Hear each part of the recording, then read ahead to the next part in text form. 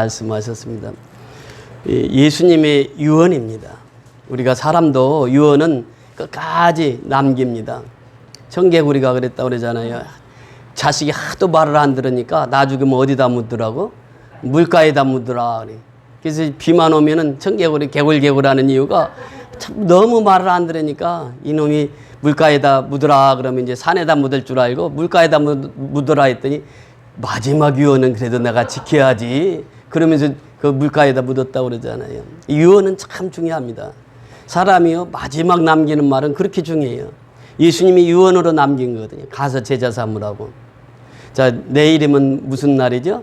성탄 예배가 있습니다. 크리스마스 예배라고 그러죠. 그리스도께 대한 예배의 날이 내일 다가옵니다. 오늘은 이제 이브라고 그래서 많은 사람들이 이제 크리스마스 이브를 즐기는데 우리나라뿐만 아닙니다. 지금 미얀마도 크리스마스 때문에 그냥 전국이, 미얀마뿐만이 아니에요. 전쟁하는 나라들도 크리스마스 때는 휴전을 하거든요. 휴전해서 예수 탄생을 기리는데 전 세계적으로 이게 크리스마스 행사를 합니다. 보세요. 우리 예수님은 어디에서 탄생하셨습니까? 말구에서 탄생하셨습니다. 여러분 이게 복음서를 쭉 읽어보시다가 누가복음을 읽으시면은 누가복음은 예수님의 탄생에 대해서 자세히 기록하고 있습니다. 누가의 직업이 뭐라고 그랬죠? 의사입니다. 그 당시에 공부 좀 많이 했던 사람이에요. 그러니까 예수님의 탄생 기사를 아주 정확하게 기록하고 있습니다. 누가복음 2장에 보면은 그 내용이 나오는데 2장 1절부터 7절까지 쭉 말씀해 보면은 가이사 아구소도가 영을 내려서 다 호적하라고 했습니다. 그때 요한과 마리아도 호적하러 이제 자기 동네로 가는 거예요. 나사렛에서 베들레헴으로 가다가 그 5절에 보니까 그 약혼한 마리아와 함께 호적하러 올라가니 마리아가 이미 잉태하였더라 그래.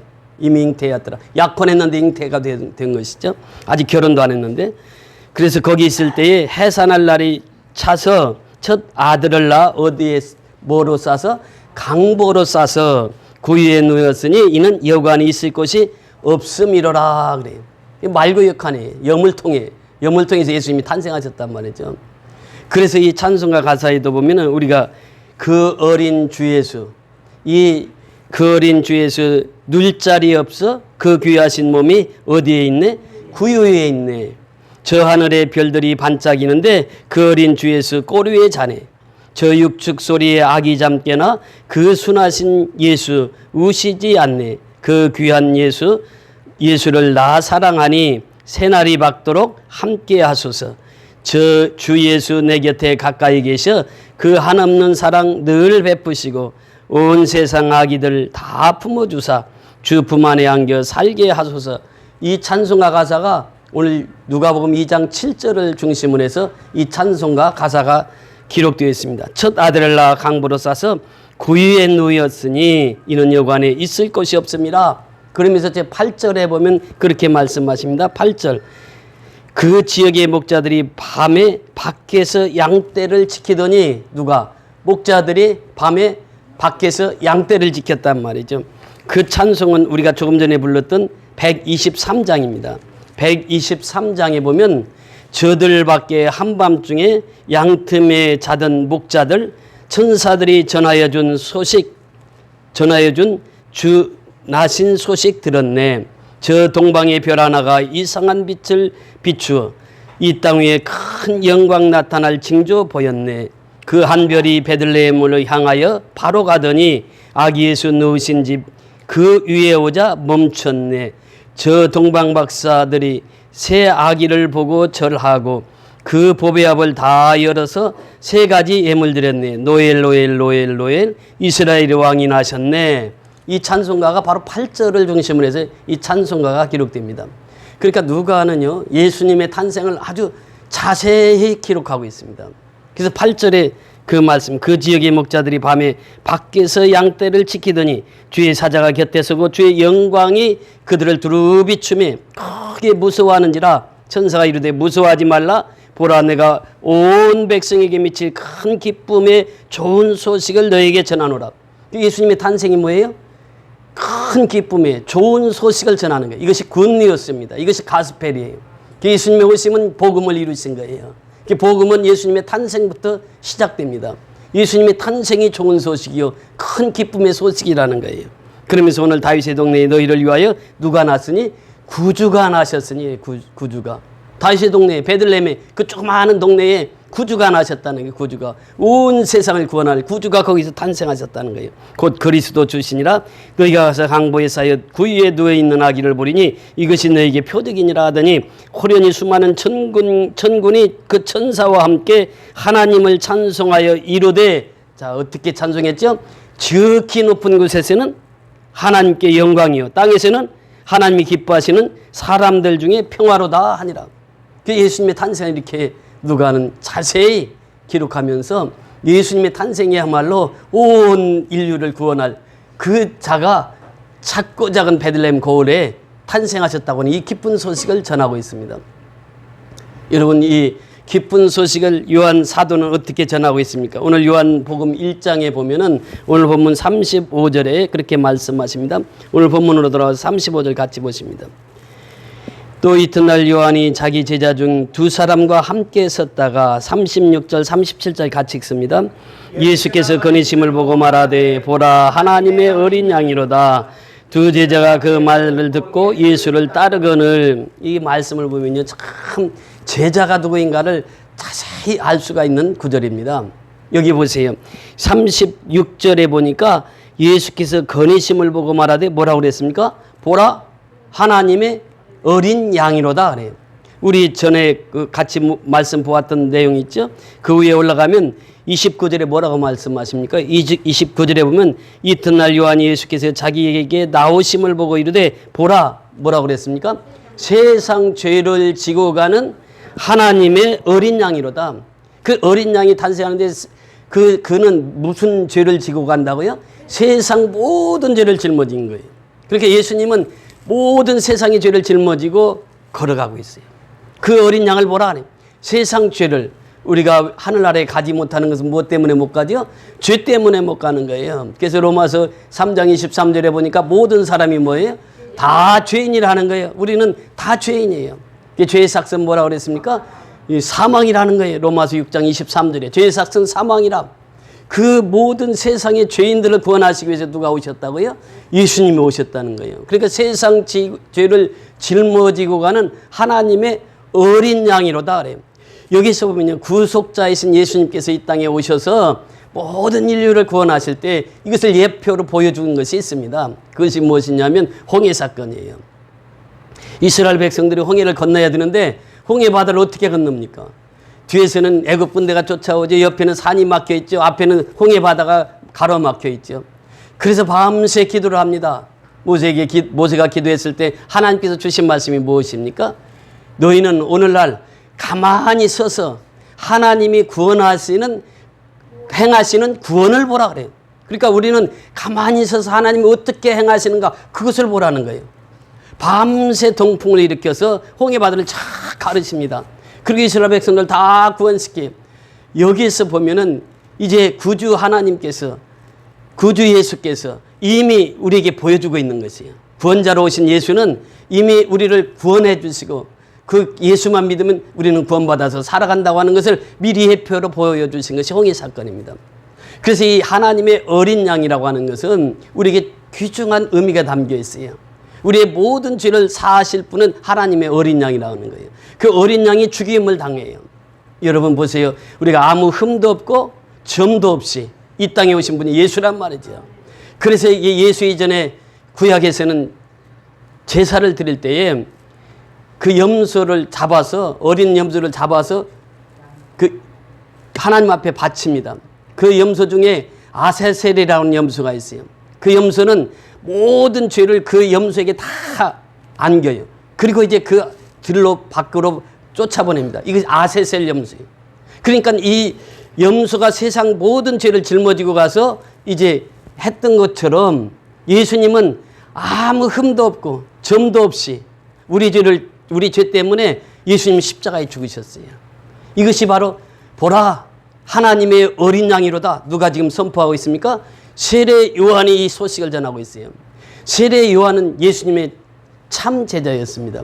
예수님을 본 적이 없어요. 그러나 그 입에서 나오는 것은 무엇입니까? 예수님만 증거했다는 거예요. 근데 세례 요한이 이튿날 그 두 제자가 같이 있는데 그 예수님을 보면서 그렇게 얘기를 하는 거예요. 자, 저 세상 죄를 지고 간 어린 양을 보라. 어린 양을 보라. 그러니까 세례 요한의 두 제자가 있었습니다. 아주 충성스러운 제자였어요. 하나는 누구일까요? 안드레라고 하는 제자입니다. 이 안드레는 이제 조금 이따 또 설명을 드리겠습니다만, 안드레라고 하는 사람과 또 여기에서 이름은 밝히 나오지 않지만 누구라고 추측할 수 있습니까? 이 요한복음을 기록한 사도 요한입니다. 그 두 제자가 저 하나님의 어린 양을 보라. 세례 요한이 그러니까 그 하나님의 어린 양에게 그냥 가는 거예요. 세례 요한은 정확히 하나님의 제자를 길렀습니다. 여러분 보세요. 우리가 교회 나오는 사람을 처칠 멤버라 이렇게 표현해요. 교인이라 이렇게 얘기합니다. 근데 미국 사람들이 참 그걸 잘 소개를 하고 있는데, 세인츠라고 하는 것은 성도라는 거죠. 교회에서 이제 교회 나오다 보면 이제 성도가 됩니다. 세례받고 성도가 돼요. 세인츠, 이 성자라고 하는 의미도 있습니다. 그 다음에 세 번째 단계는 뭐냐? 크리스찬이라는 거예요. 우리는 크리스찬이라는 게 무엇입니까? Christ, I am nothing. 그러니까 그리스도 안에서 나는 아무것도 아닌 사람이라고 고백되어진 사람. 나는 예수 안에, 예수 함께 죽었습니다. 이 사람이 크리스찬이에요. 크리스찬 다음에 누구냐? disciples 그래요. 제자라고 하는 제자. 제자는 어떤 사람이냐? 따라가는 사람이에요. 누구를? 예수를 따라가는 사람이요. 그러니까 예수가 나를 위해서 십자가에 죽었으니 나도 그 십자가를 지고 가겠다는 거예요. 십자가를 따라가겠다는 거예요. 그것이 12 사도들의 삶이었잖아요. 요한 사도만 자연사하고 나머지 11명은 다 순교를 했습니다. 예수님처럼 순교를 당했어요. 그러니까 이 제자라고 하는 말은 예수님을 따른다 그런 뜻이에요. 그러니까 세례 요한이 누구만 증거했다고요? 예수만 증거했어요. 그러니까 저 보라 하나님의 어린 양이로다. 그러니까 두 제자가 어떻게 해요? 예수님에게 가는 거예요. 세례 요한 입장에서 보면 어때요? 좀 배신감이 들 수도 있잖아요. 내가 그렇게 키웠는데 이놈들이 그냥 나를 하루아침에 버리고 예수님에게 가는 거예요. 요즘에요, 제자 훈련할 때 꼭 우리가 기억해야 될 것은, 저도 이제 제자 훈련을 해봤습니다만, 제자 훈련을 하면 누구를 따릅니까? 그 목자를 따르거든요. 훈련하는 사람을 주로 따라요. 그런데요, 세례 요한은 정확한 제자 훈련을 시켰어요. 누구를 따라야 된다고요? 예수를 따르는 것이 제자입니다. 원영이를 따르면 제자가 아니에요. 예수를 따르는 거예요. 목사를 따르면 제자가 아니라는 거예요. 예수를 따르는 사람이 진정한 제자라는 거예요. 세례 요한은 그렇게 수많은 사람들에게 복음을 전가하고 그들을 세례를 주었지만, 그는 항상 예수의 제자가 되어야 된다고 이렇게 선언했던 사람이에요. 그러니까 세계 모든 기독교가 예수의 제자를 만들어야지, 목사의 제자 만들면 사람마다 다 다릅니다. 그렇잖아요. 그 세례 요한은 정확한 예수를 전했고, 그러니까 세상 죄를 지고 가는 어린 양이로다 하니까 두 제자가 그냥 따른 거예요. 사도 요한과 안드레가 따라갑니다. 두 제자가 따라가는 거예요, 그냥. 그러니까 우리가 참 제자는 그렇게 길러져야 된다는 거예요. 이 갈릴리 마을에, 여기 나오잖아요. 갈릴리 마을의 그 숲속에서 주님 그 11 제자를 다시 만나시사 마지막 그들에게 말씀하시기를 너희들은 가라. 어디로? 저 세상으로. 제자는 가서 세상에 가서 복음을 전거하는 자예요. 미련나무 우거진 숲속에서 주님 11 제자를 부르시사 마지막 그들에게 부탁하시기를 너희들은 가라. 저 캠퍼스로 그래요. 제가 내비게이터 훈련 받을 때 저희 구역이 한양대였습니다. 한양대. 한양대에서 전도를 하러 다 갔는데 그 정문에 딱 들어가자마자 한 학생을 만났어요. 만나가지고 이제 사역내가지고 복음을 전하는데 이 학생이 의자에 앉아가지고 복음을 제시하자마자 막 우는 거예요. 근데 처음 그런 걸 경험했거든요. 그때 20대 때니까 만나서 복음을 전하자마자 우는 거예요. 그러면서 그 자기 삶을 고백하는 거예요. 우리 아버지는 그 시골에서 장로님이시고 어머님은 권사님이신데 이제 서울로 이제 유학을 왔으니까 자기 혼자 자취를 하는 거예요. 근데 서클을 들어갔는데 서클 들어가서요, 첫날부터 술을 안 먹으면 우리 서클에 들어올 수 없다고 그래서 술을 먹이더라는 거예요. 그래서 술을 먹어요. 그리고 또 담배를 가르치는 거예요. 담배도 피워. 그래가지고 이제 그러다가 이제 저를 만난 거예요. 그러니까 복음을 딱 제시하니까 막 울면서 고백을 하는 거예요. 나는 시골에서 그렇게 장로님, 권사님 밑에서 신앙으로 잘 자라다 서울 와가지고 혼자 살다 보니까 이렇게 됐다는 거예요. 그러면서 다시 교회를 가겠다고 하는 고백을 들었습니다. 그러니까 가라. 저 캠퍼스로 가서 복음을 전하라는 것이에요. 이것이 바로 이제 예수님께서 마지막 우리에게 부탁하신 말씀이에요. 가서 저 캠퍼스로 가서 제자 삼으라. 세상 많은 사람들을 세상 많은 영혼이 내게 달렸나니. 그렇잖아요. 세상 많은 영혼들이 우리에게 달렸다는 거예요. 그래서 가서 복음을 전하라. 이것이 제자의 삶입니다. 예수를 따르는 사람은 예수님처럼 가는 곳마다 복음을 전해서 제자 삼는 거예요. 이것이 바로 우리에게 주어진 사명이라고 하는 것입니다. 38절 같이 보십니다. 38절 시작. 예수께서 돌이켜 그 따르는 것을 보시고 물어 이르시되 무엇을 구하느냐. 이르되 납비여 어디 계시오니까 하니 납비는 번역하면 선생이라. 예수께서 물어보았어요. 무엇을 구하느냐? What do you want? 너 무엇을 구원해? 무엇을 구해? 예수님이 물어봤어요. 대답이 어떻습니까? 납비여 어디 계시나이까? 그래요. 아니 무엇을 원하느냐 이렇게 물어봤는데 납비여 어디 계시나이까 이렇게 물어봐요. 지금 이 두 제자는요 예수님에게 그 관심을 가지고 있었어요. 제자는 뭐냐? 관심에서부터 출발이 됩니다. 내가 그 영혼을 구원해야지 하는 관심에서부터 출발이 되는 거예요. 이 두 제자는 예수님께 대한 관심이 아주 지극했어요. 그 너희들이 무엇을 원하느냐 그러니까 예수님이 계시는 곳이 어디입니까? 예수님이라고 말을 안 해요. 랍비는 뭐라고 그랬죠? 번역하면 선생이라. 아직 예수가 구주인지는 몰라요. 그냥 랍비라 이렇게 표현합니다. 그럼 예수님이 어디 계시나이까 물어봐요. 그러니까 예수님의 질문하고 제자들의 대답은 달라요. 그런데 제자들이 무엇을 원했습니까? 예수님이 계시는 곳에 우리도 한번 가서 보기를 원했다는 거예요. 39절 내려가서 보세요. 시작. 예수께서 이르시되 와서 보라. 그러므로 그들이 가서 계신 데를 보고 그날 함께 거하니 때가 10시쯤 되었더라. 그렇게 예수님께서 뭐라고 말씀하십니까? 와서 보라는 거예요. 예수님이 집이 있었습니까? 없었어요. 머리 둘 것도 없이 다녔거든요. 근데 잠시 거처하는 곳에 와서 보라. 나는 이렇게 산다 하고 예수님 집을 다 오픈시켰단 말이죠. 그것이 바로 예수님의 참 제자의 삶입니다. 그러니까 예수님과 함께 살았다 그 말이에요. 이들이. 예수님이 계신 곳에 가서 예수님과 함께 살았다.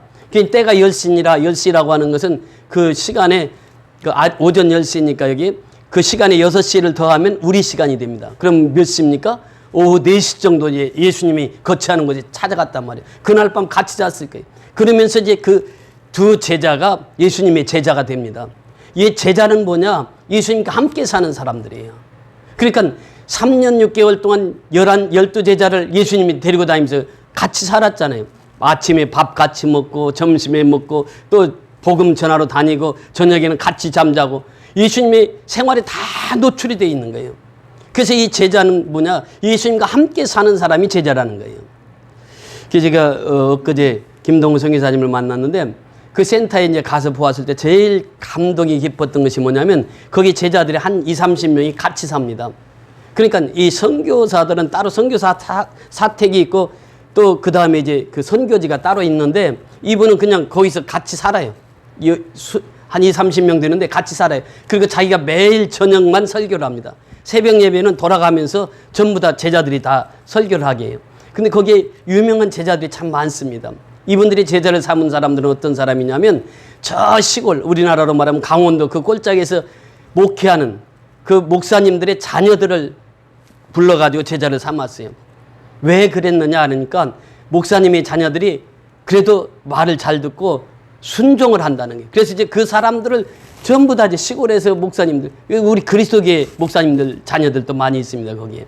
그래서 이제 그분이 이제 성결계 재단이지만 거기서는 그리스도계 사역을 많이 하시더라고요. 그래서 이제 그분들을 그 아이들을 불러가지고 먹여주고 재워줘요. 그리고 학교를 대학까지 보내가지고 이제 대학을 졸업하면 거기를 못 잊어. 그러니까 어찌 보면 공동체 생활을 해요. 공동체. 그러니까 졸업을 하면 다시 그들이 다 11조를 그 교회에다 하는 거예요. 이번에 이제 한국에 나와 있으면서 생일이 맞았더라고요. 그러니까 그 목사님이 안 계시니까 선교사님이 안 계시니까 제자들이 다 전에 한번 우리 참여했는데 그때 보니까 어마어마하게 생일 잔치를 하더라고요. 이 한국에 나와 있으니까 자기 제자들이 다 돈을 걷어가지고 생일 잔치 한 걸 비디오로 담아가지고 다 보내주셨더라고요. 그래서 그제 보여주셨는데 그분의 삶은 함께 살았어요. 함께 살으니까 그들이 자연스럽게 제자가 돼요. 한국말, 영어를 참 잘해요. 그때 장로님하고 둘이 가서 한국말 경시대회 할 때 우리가 심판을 받는데 그 한국말도 제법 잘해요. 그러니까 한국말 잘하지, 영어 잘하지. 그러니까 그들은 미얀마에서는 최고의 일꾼으로 키우는 거예요. 그분의 목적이 뭐냐? 예수님처럼 12제자 키우는 거예요. 12제자를 키워서 우리나라 조영기 목사님처럼 한경기 목사님처럼 그들을 키워서 이제 세계를 복음화하는 것이 그게 꿈이더라고요. 그러니까 그분이 가서 사람을 키우고 두 번째는 땅을 많이 사가지고 지금도 20만 평 땅이 있는데 거기에다 엄청난 계획을 세워가지고 하고 있어요.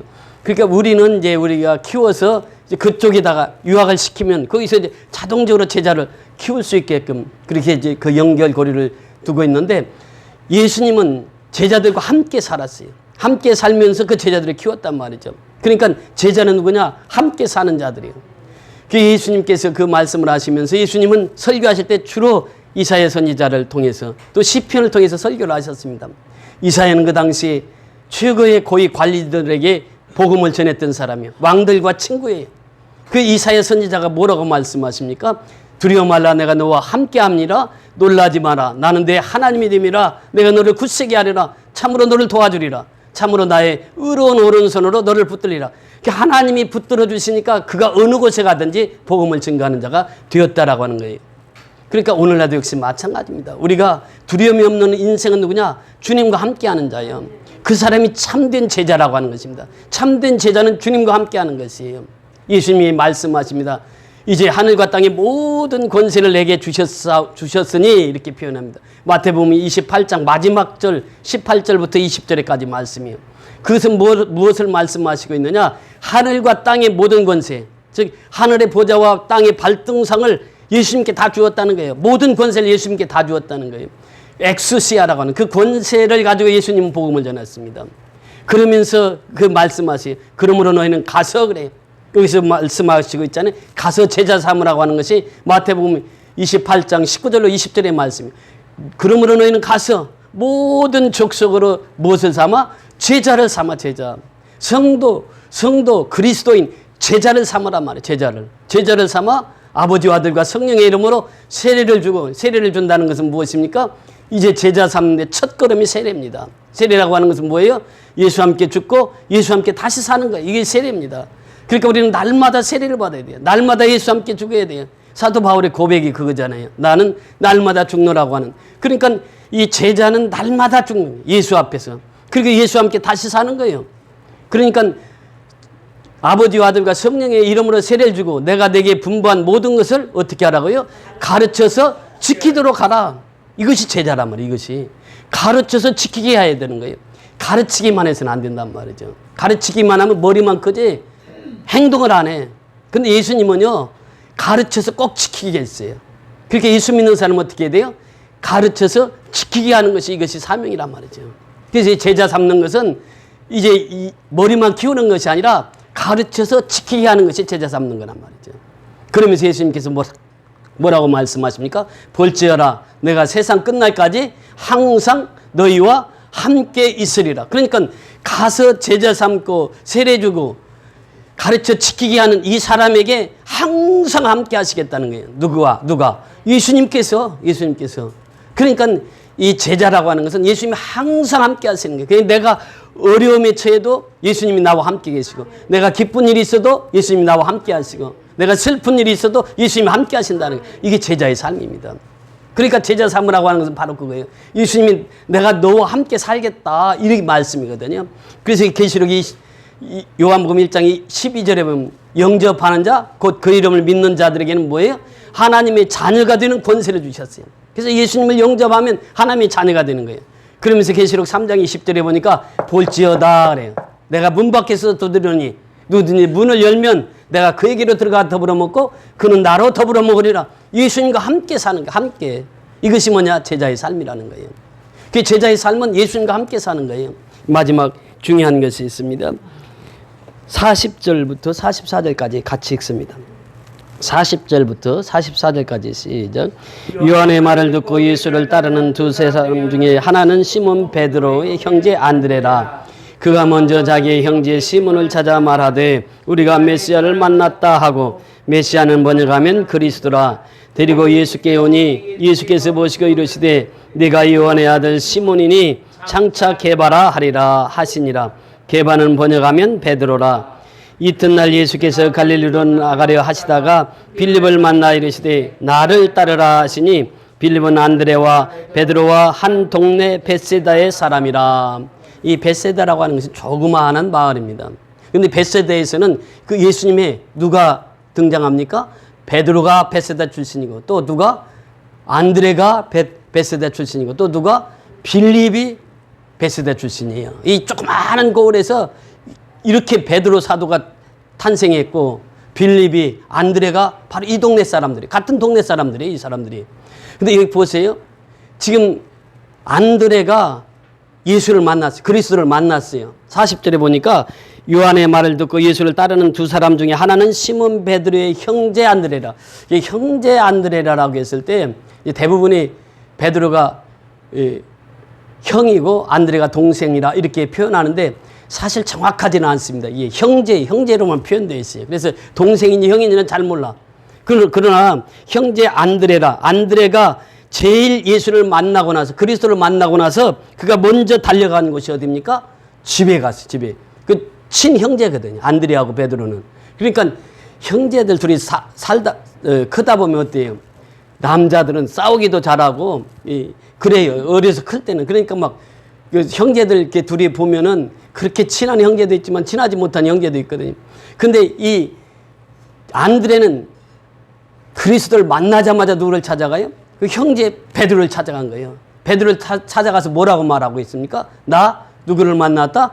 그리스도를 만났다. 메시아를 만났다 그래요.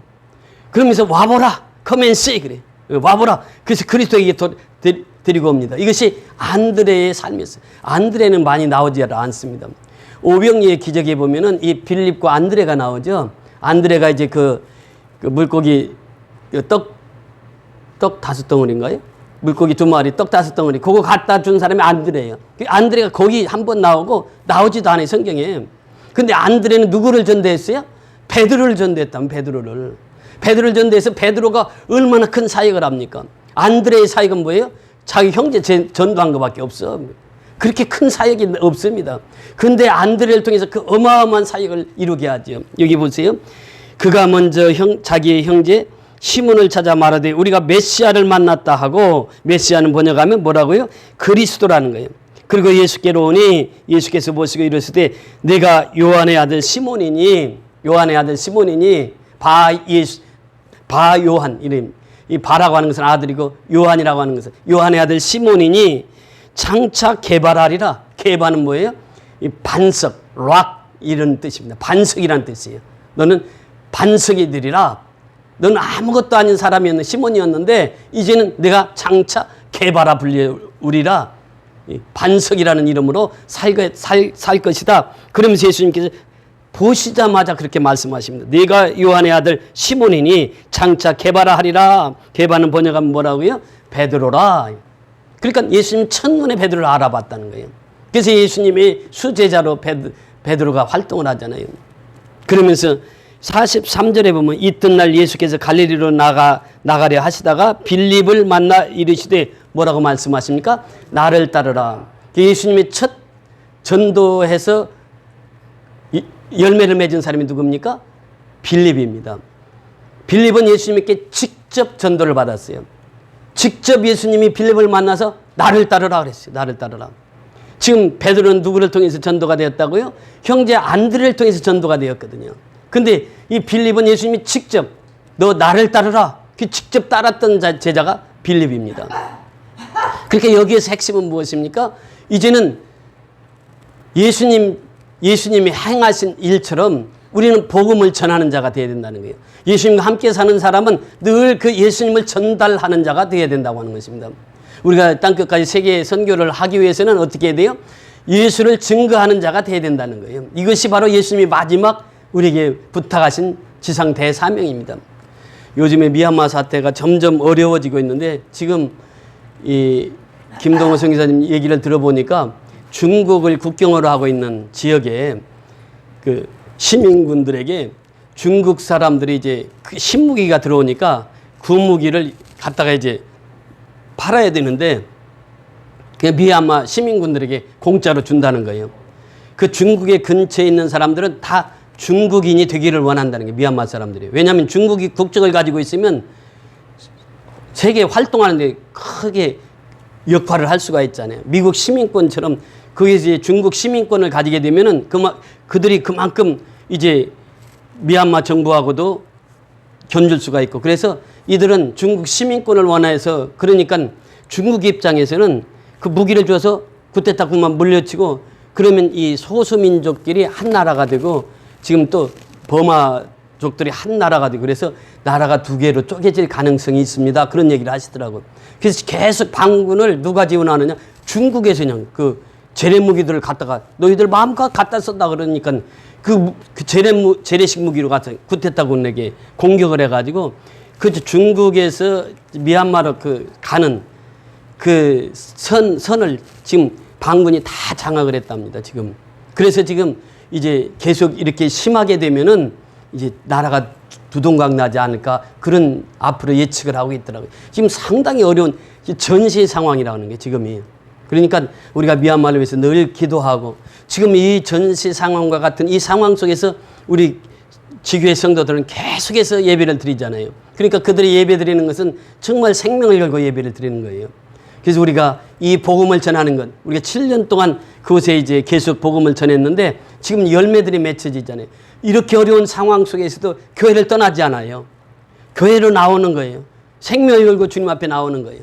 이것이 뭐냐면 주님이 마지막 우리에게 부탁하신 지상 대사명입니다. 그래서 우리는 주님이 지상 대사명으로 주신 이 복음 전도 끝까지 선교하는 것, 이것이 바로 하나님이 가장 기뻐하시는 일이 되는 줄 믿습니다. 그래서 우리가 끝까지 선교하고, 그래서 우리가 좀 선교할 때 보세요. 참 이 주변에 있는 분이 계속 이게 천사의 손길로 우리에게 돕고 있는데 이분도 보니까 아마 제가 보기에는 수급자 같아요. 근데 계속해서 얼마 전에는 또 쌀을 한 포대 10kg짜리 가지고 오시고 또 헌금도 또 그날 2만 원을 또 미얀마 선교헌금을 하시고, 전에는 그 저금통 하나 가지고 와가지고 그걸 다 깨트려서 은행에 가보니까 그게 4만 얼마예요. 그걸 또 미얀마 선교헌금 하시고 계속 그렇게 하십니다. 그러면서 그분은 매일 답신이 와요. 오늘은 경일록가 선교연합교를 위해서 기도하겠습니다. 제가 보내는 대로 양군 선교연합교를 위해서 기도하겠습니다. 기도만 하는 게 아니에요. 물질로 계속 섬기는 거예요. 그런 이제 얼굴도 모르는데 그렇게 섬기는 자들이 계속 주변에서 나타나고 있습니다. 이번 27차가 이달 말까지 선교하고 있습니다. 여러분들이 기도해 주시고 또 많은 선교의 동역자들이 참여해서 이번 27차도 하나님 넉넉히 선교할 수 있도록 기도해 주시기 바랍니다. 할렐루야, 고맙고 감사합니다.